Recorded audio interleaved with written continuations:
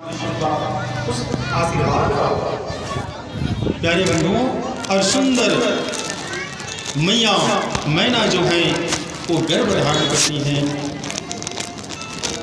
गर्भ धारण करती है प्यारे बंधुओं, और सुंदर सत्कर्म करते हुए, भगवान के पूजन करते हुए और धर्म कर्म करते हुए अपने समय को व्यतीत करने लगी।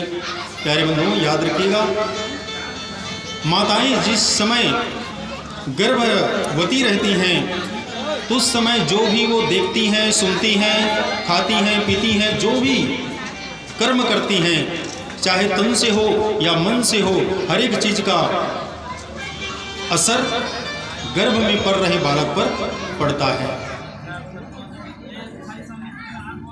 जैसे माँ सुनती हैं, देखती हैं, बोलती हैं, जो भी मन से, वचन से, तन से जो भी कर्म करती हैं, सबका प्रभाव गर्भ में पल रहे उस बालक पर, उस जीव पर सबका असर पड़ता है। इसीलिए माँ को प्रथम गुरु माना गया है, क्योंकि बालक का निर्माण करने की शक्ति उसमें है, इसीलिए उनको गुरु कहा गया है। प्रथम गुरु माँ है, क्योंकि वो चाहे तो अपने पुत्र को ध्रुव प्रहलाद बना सकती है, और वो चाहे तो अपने पुत्र को रावण कुंभकर्ण भी बना सकती है। प्यारे बंधुओं, इसीलिए हर माँ को चाहिए, माताएं निर्माण करने, माता को निर्माता भूति कहा गया है, निर्माण करने वाली हैं। इसीलिए जब भी गर्भ धारण करें, सुंदर जितना ज़्यादा से ज़्यादा हो सके प्रभु की कथा को श्रवण करें, सुंदर सुंदर भगवान के चित्रों का दर्शन करें, अच्छा सात्विक भोजन करें, अच्छे माहौल में रहें। इससे सब का असर बालक पर पड़ता है, और कन्या हो चाहे पुत्र हो, जो भी होता है वो गर्भ से ही संस्कारवान बन करके आता है। प्यारे बंधुओं, तो मैना सुंदर पूजा पाठ में ही ध्यान देने लगी, हर हमेशा पूजा पाठ में लगी रहती, और समय आया तो शुभ मुहूर्त में प्यारे बंधुओं आज मैना के गर्भ से भगवती मैया का सुंदर प्रादुर्भाव हुआ, जन्म हुआ। बोलिए श्री सच्चिदानंद भगवती मैया की जय, उमा मैया की जय। ओम नमः पार्वती पते हर हर महादेव। प्यारे बंधुओं, आज जैसे ही मैया पार्वती मैना के गर्भ से जन्म ली, प्यारे बंधुओं चारों तरफ जिस तरह से तारकासुर की तपस्या से पूरा ब्रह्मांड कांप गया था, चारों तरफ अशांति फैल गई थी, प्यारे बंधुओं आज भगवती मैया उमा के जन्म पर चारों तरफ एकदम सुख शांति फैल गई, चारों तरफ एकदम हरियाली छा गई, चारों तरफ आनंद उत्सव मनाने लगे। देवताएं पुष्पों की वहाँ से आकाश से पुष्पों की वर्षा करने लगे, चारों तरफ आनंद उत्सव मनाने लगे सभी। प्यारे बंधुओं, देवता इतने प्रसन्न हुए क्योंकि समझ गए कि अब तारकासुर का वध अवश्य होगा, क्योंकि शक्ति आ गई है, और शक्ति आ गई है तो शिव भी समाधि से अवश्य बाहर आएंगे, और तारकासुर के अत्याचार से हम लोग सुंदर बच सकेंगे। प्यारे बंधुओं, उस समय सुंदर हिमालय जी सुंदर अपने नगरी को दुल्हन की तरह सजाया है, सुंदर चारों तरफ तोरण बंधनवार इत्यादि किए, और सुंदर ब्राह्मणों को बुला करके वेद मंत्र द्वारा सुंदर पूजा पाठ करने लगे, कन्या के जन्म उत्सव मनाने लगे।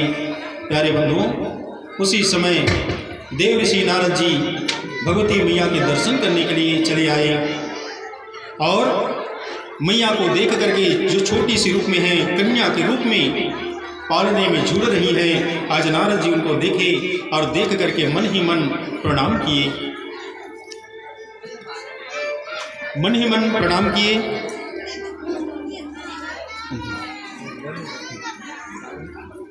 और बोले कि भगवती मैया, ये संसार वाले तो नहीं जानते कि आप जगत जननी हैं, शिवा की आह्लादनीय शक्ति हैं, ये कोई नहीं जानते, लेकिन मैया मैं ये जान रहा हूँ, और इसलिए हे भगवती मैया, शायद ये संसार वाले आपके स्वागत ठीक से नहीं कर पा रहे हैं। क्यों?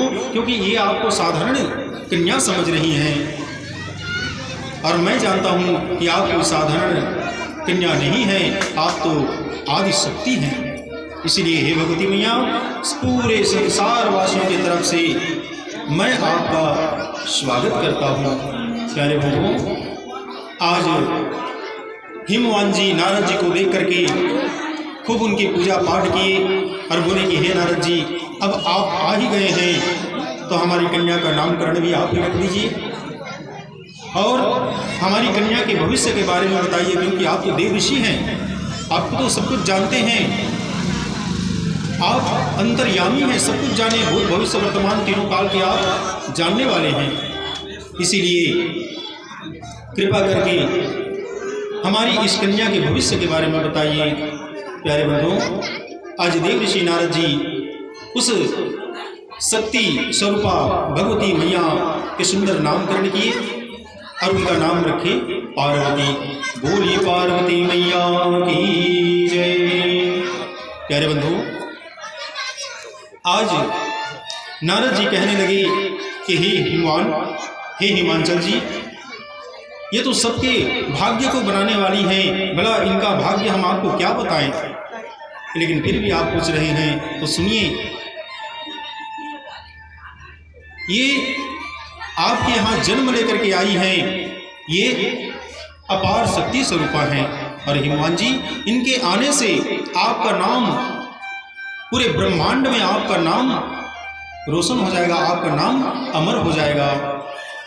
ये कन्या आपके नाम को अमर कर देंगी। जब तक सूर्य चंद्रमा, जब तक इस आकाश में रहेंगे, तब तक आप दोनों, मैना और आपके नाम इस संसार में रहेगा। लोग बड़ी श्रद्धा से आपको याद करेंगे। ये कन्या आपके नाम को अमर करने वाली है, सर्वगुण संपन्न है। हर कन्याएं इन्हीं की नाम लेकर के सुंदर पति की कामना करेंगी। इनकी पतिव्रता धर्म का सब व्याख्यान करेंगे, सब इनकी चर्चा करेंगे। कुंवारी कन्या इनकी स्मरण से, इनकी पूजन करके सुंदर वर की प्राप्ति करेंगे। सौभाग्यशाली स्त्रियां सुंदर इनकी पूजा करके अखंड सौभाग्य को प्राप्त करेंगी। प्यारे बंधुओं, नारद जी कहते हैं कि हे हिमवान, मैं कहाँ तक बखान करूं, मैं इनके गुण का बखान में नहीं कर सकता। बस आप इतना समझ लीजिए, जहाँ तक मेरी पहुँच है ना, मैं इनके गुणगान नहीं कर सकता। इतनी गुणवती है आपकी ये कन्या। लेकिन कुमति सुमति सबके बोल रहे हैं, कहा जाता है। नारद जी कहते हैं कि हे हिमवान जी, लेकिन बस एक ही गड़बड़ है, इसकी जो विवाह है, इसका जो विवाह है वो किसी श्मशान में रहने वाले जोगी स्वरूप, जिसका कोई घर नहीं होगा, रहने के लिए कोई स्थान नहीं होगा, जिनके ना कोई परिवार होंगे, जो योगी होगा हमेशा जो असभ्य रहेगा, ना तो पहनने का ठीक से ठिकाना, न खाने को, न पहनने को, न ओढ़ने को, न रहने को, ऐसे असभ्य व्यक्ति के साथ इसका विवाह होगा। प्यारे बंधुओं, जैसे हिमवान सुने और मैना सुनी, तो जितने भी अच्छाई सुने थे, सुन करके जितने प्रसन्न थे, आज अपनी कन्या के उस अवगुण को देख करके इसके भाग्य में ऐसा पति होगा जो एकदम असभ्य होगा। किसी प्रकार के घर, न खाने को रोटी, न पहनने को कपड़ा, कुछ नहीं, वनवासी जंगल में रहने वाला, श्मशानों में विचरण करने वाला, भांग धतूरे को खाने वाला, ऐसा इसे पति मिलेगा। मैना तो एकदम दुखित हो गई, हिमवान भी एकदम दुखित हो गई, नेत्र उनके झुक गए, सर झुक गए, रोने लगे कि हे नारद जी, आप इतनी बड़ाई किए थे हमारी पुत्री के, लेकिन चाहे कितना भी अच्छाई क्यों ना हो, अंत में तो जा करके ऐसे पति को प्राप्त करेगी ये जिसका कुछ न तो रहने का ठिकाना न कोई कुछ नहीं, ऐसे पति को प्राप्त करेगी ये। तो सब जितने भी आप अच्छाई बताएं वो तो सब बेकार हो गया ना, फिर अच्छाई का मतलब ही क्या हुआ। नारद जी कहने लगे कि हे विमान जी, अब यहीं तक आप इसी को सोच करके दुखित मत होइए, क्योंकि जो भी मैं वेशभूषा बता रहा हूँ ना, जो भी मैं इसके पति के बारे में कि वो ऐसा होगा, ये होगा, वो होगा, जो भी मैं बखान कर रहा हूँ ना, ये सब गुण समझो चाहे अवगुण समझो, ये सब तो भगवान भोलेनाथ में है, और भगवान भोलेनाथ में ही ये सब गुण और अवगुण हैं, और ये उन्हीं की अर्धांगिनी होगी। जैसे ही हिमवान सुने कि हमारी पुत्री पार्वती भगवान शंकर की पत्नी होंगी, उन्हीं की अर्धांगिनी होंगी, आज तो बहुत प्रसन्न हुए। कौन?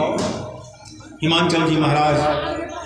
और मैना भी बहुत प्रसन्न हुई कि चलो कोई बात नहीं, हमारे पुत्री यदि भगवान से विवाह करेगी तो इससे अच्छी बात और क्या हो सकती है। प्यारे बंधुओं, अब समय धीरे धीरे व्यतीत होने लगा, पार्वती धीरे धीरे बड़ी होने लगी, और बड़ी होने लगी तो सुंदर वो तो अपने पूर्व जन्म को भी जानती है। क्यों? क्योंकि तो आदिशक्ति है, जानेंगे क्यों नहीं। बचपन से ही शिव आराधना में, शिव की पूजन में वो लग गई। अपने सहेलियों के साथ नित्य ब्रह्म मुहूर्त में उठ करके सुंदर स्नान करके हमेशा शिव की पूजन करती, शिव की आराधना करती, और हमेशा शिव से प्रार्थना यही करती कि हे प्रभु, मुझे पति के रूप में आप मुझे प्राप्त हो। क्योंकि बंधुओं, भगवान से हमेशा मैं रोज कह रहा हूँ इसी बात को कि जब भी आप भगवान की पूजा करते हैं, जब भी प्रभु परमात्मा की प्रार्थना करते हैं, तो प्रभु से संसार के कोई चीज़ मत मांगिए, भगवान से बस एक ही चीज़ मांगिए, और वो है स्वयं भगवान। भगवान से भगवान को ही मांग लीजिए। यदि भगवान से आप भगवान को मांग लिए तो बिना मांगे आपको सब कुछ प्राप्त हो जाएगा, और संसार की चीज़ों को मांगेंगे तो संसार का चित्त तो नाशवान है, आज नहीं तो कल नाश होगा ही होगा। इसीलिए मांगना है तो अविनाशी को ही मांगिए। आज पार्वती मैया सुंदर भगवान शंकर की पूजन करती हुई भगवान शिव से शिव को ही मांग रही हैं। प्यारे बंधुओं, अब इधर जब पार्वती कुछ बड़ी हुई और नारद जी के बातों को याद करके सोचने लगी कि जब शिव ही मेरे पति होंगे तो मैं क्यों न पूर्ण रूप से शिव की आराधना करूं। और पार्वती मैया शिव की आराधना में सुंदर लग गई, नित्य शिव की पूजा करने लगी। एक दिन मैना कहने लगी कि हे पुत्री, अरे तुम इतनी ज़्यादा हमेशा व्रत रखती हो, हमेशा पूजा पाठ में ही लगी रहती हो, खाने पीने का कोई ध्यान नहीं देती हो। पूजा पाठ करो, मैं तुम्हें पूजा पाठ करने से नहीं रोक रही, लेकिन अपने शरीर का भी ध्यान रखा करो। शरीर स्वस्थ रहेगा तब तुम हर पूजा पाठ को, हर व्रत पूजा पाठ को कर सकती हो, और शरीर यदि साथ नहीं दी तो फिर सब बेकार हो जाएगा। इसलिए पुत्री, जितना पूजा पाठ में ध्यान देती हो उतना अपने शरीर में भी ध्यान दो। प्यारे बंधुओं, इधर समय धीरे धीरे व्यतीत होने लगा। नित्य पार्वती मैया पूजन में ही लगी रही। इधर भगवान शंकर जी की ओर चलते हैं। जब से मैया सती प्राण त्यागी है तब से भगवान शंकर जी घोर समाधि में लगे हुए हैं। इधर तारकासुर का अत्याचार बढ़ रहा है, उधर पार्वती मैया शिव के प्राप्ति के लिए शिव की आराधना कर रही हैं। तारकासुर सबको तंग कर रहा है और देवता दर दर की ठोकर खा रहे हैं, और भगवान भोलेनाथ समाधि में हैं। काम कैसे बने? सभी देवता मिलकर के ब्रह्मा जी के पास गए और बोले कि हे ब्रह्मदेव, हे प्रभु, आप ही कुछ उपाय कीजिए। अब तो शक्ति भी आ चुकी हैं, शक्ति आ गई हैं, और शिव जी समाधि में हैं। अब जब तक शिव जी को समाधि से उठाएंगे नहीं, जब तक वो समाधि से बाहर नहीं आएंगे, तब तक शिव और शक्ति का मिलन कैसे होगा? और जब तक शिव और शक्ति मिलेंगे नहीं तो फिर उनके पुत्र कहाँ से आएंगे, और जब उनके पुत्र नहीं आए तो तारकासुर का अंत कैसे में होगा। हे ब्रह्मा जी, आप भी कुछ उपाय कीजिए। प्यारे बंधुओं, तब उस समय सभी देवता ब्रह्मा इत्यादि सब विचार करने लगे कि क्या किया जाए। प्यारे बंधुओं, तब उस समय